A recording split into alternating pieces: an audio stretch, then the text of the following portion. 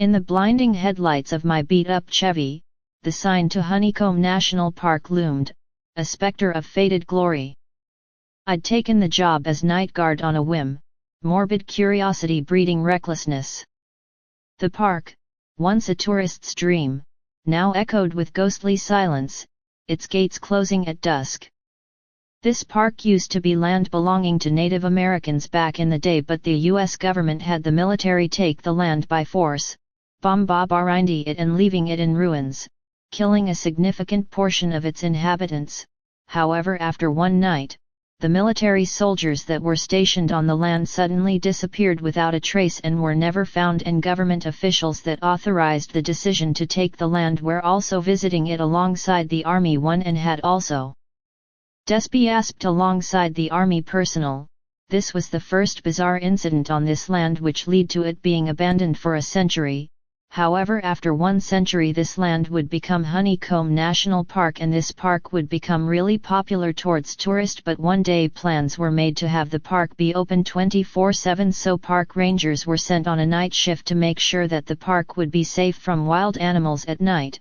However, they all despaired without a trace, just like the soldiers and government officials from a century ago. And after this incident the park was abandoned because it is believed that surveying Native Americans that used to live on the land that would become Honeycomb National Park had casted a ritual that called for their guardian spirit to attack anyone who set foot on the land that they lost. This urban legend has attracted many daredevils to become night guards at this park. This includes myself. The ranger station squatted at the park's heart, a weathered shack crouched beneath gnarled oaks. Inside, the supervisor, a grizzled man named Connolly with eyes like stair stones in his craggy face, handed me a notebook.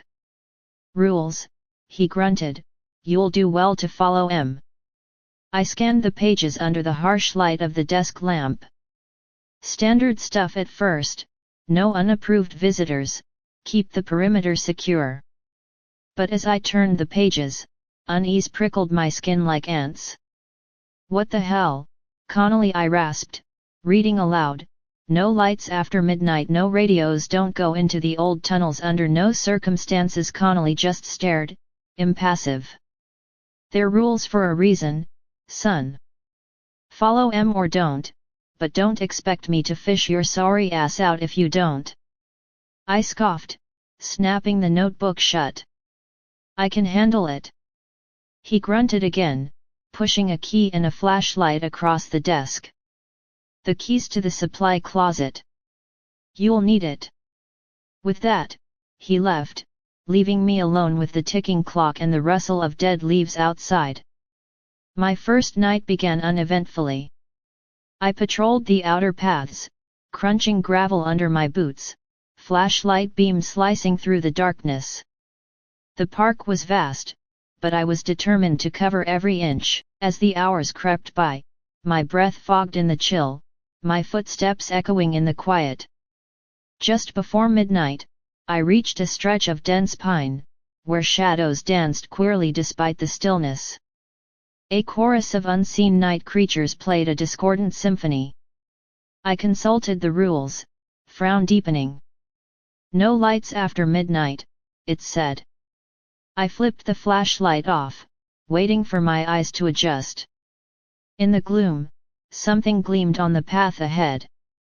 A metal plate, half buried in the dirt. I knelt, brushing away pine needles, revealing an inscription: "Warning, tunnels unsafe. Enter at own risk." Beneath it, a symbol etched into the metal: a twisted tree with roots like veins, branches like twisted limbs. A cold sweat beaded on my brow. "Don't go into the old tunnels," the notebook had said. I looked around, heart pounding. No one else was around. Yet, I felt watched, more than watched, felt a presence, cold and malevolent. I stumbled back, switching on the flashlight. Its beam lanced through darkness, revealing more plates, leading towards a hillock covered in scrub and vines. A dark opening yawned at its foot. The entrance to the tunnels. Ignoring the rules, I ventured closer. The tunnel swallowed me whole, silence pressing in from all sides. My breath echoed hollowly as I moved deeper, flashlight carving out slices of concrete wall slick with damp. I passed more plates, the twisted tree symbol inscribed on each. Then, voices echoed ahead, distorted but familiar. My own voice, Connolly's. I rounded a bend, stumbling into a cavernous chamber. In the center, a column of writhing black things, tendrils, roots, veins, pulsed from the ceiling, anchoring into the floor. The voices echoed from it, words tangled in nightmare logic. Stay on the path. No lights.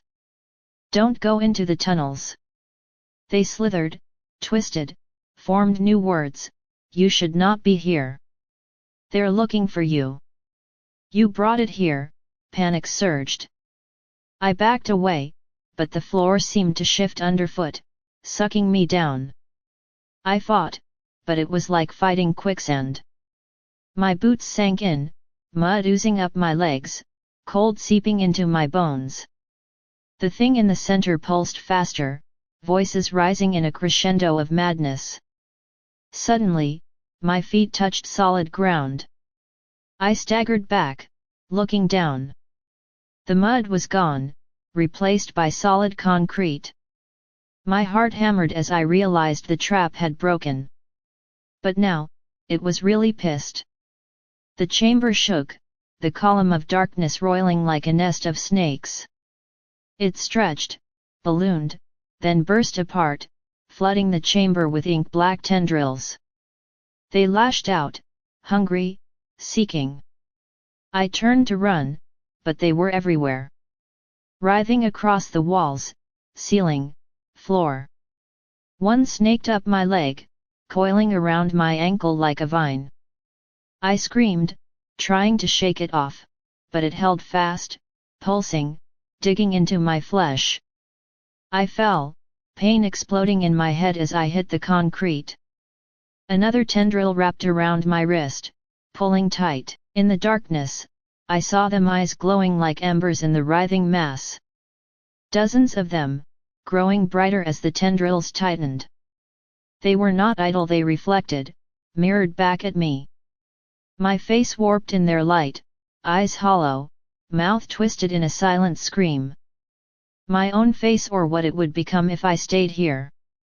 Madness clawed at my mind, but I clutched sanity, fought back. The eyes, they were the key.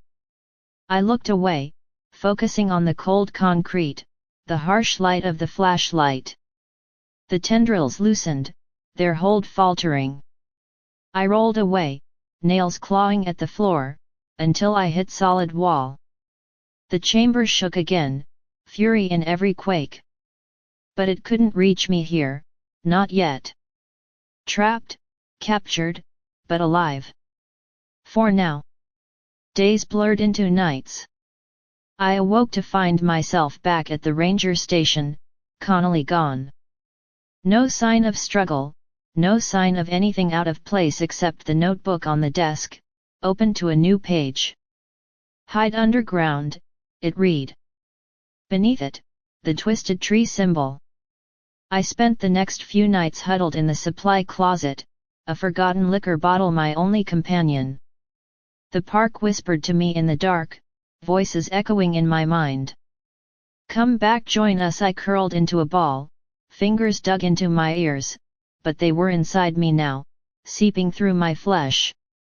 One night, I awoke to find the closet door open, a tendril slithering inside.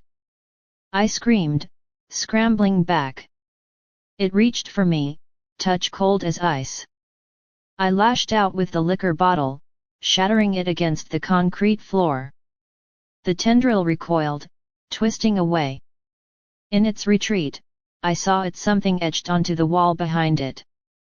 Another twisted tree symbol, but this one different. Roots delving deep, branches spreading wide like welcoming arms. Beneath it, words welcome home.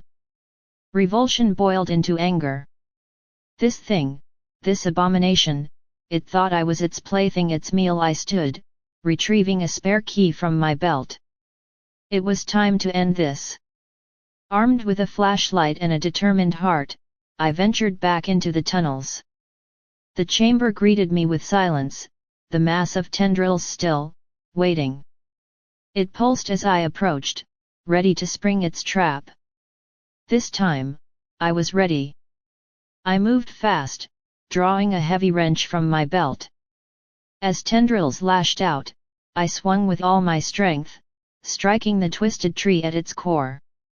It shattered under my blow, darkness exploding into light. In that moment of illumination, I saw them, faces trapped in stone walls, bodies frozen in mid-run on the tunnel floors. Every person who'd ever vanished in Honeycomb National Park, its dark heart found at last. As suddenly as it began, the glow faded, leaving nothing but darkness and echoes of screams. The chamber was still, silent, lifeless. Behind me, tendrils crumbled to dust under my feet. When I returned to the surface, dawn was breaking. I walked back to the ranger station, leaving the notebook on the desk. Outside, my old Chevy waited, key in the ignition. As I drove away from Honeycomb National Park for the last time, I didn't look back. I couldn't.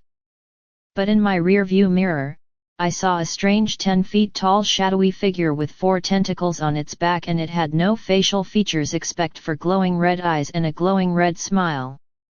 I didn't know where I'd go next, what I'd do.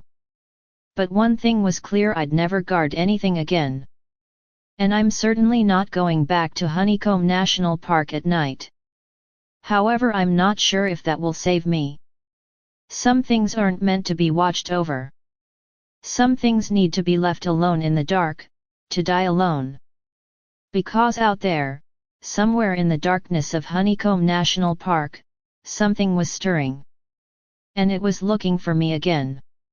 I have recently developed insomnia and I haven't been able to sleep easily, and I keep waking up at night at exactly 3 a.m. for some strange reason by some strange whisper saying, "You intrude on my home, now I intrude on yours."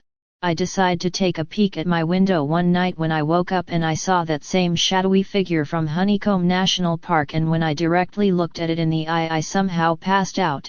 I have told people about this, but everything thinks I'm just experiencing exhaustion-induced hallucinations, but for some reason I know that this is all real. I am writing this at night and I tried taking sleep medication, but for some reason I still keep waking up at exactly 3 a.m. and I just woke up at 3 a.m. right now after hearing a voice whisper, "It is time for you to pay for intruding on my home." In the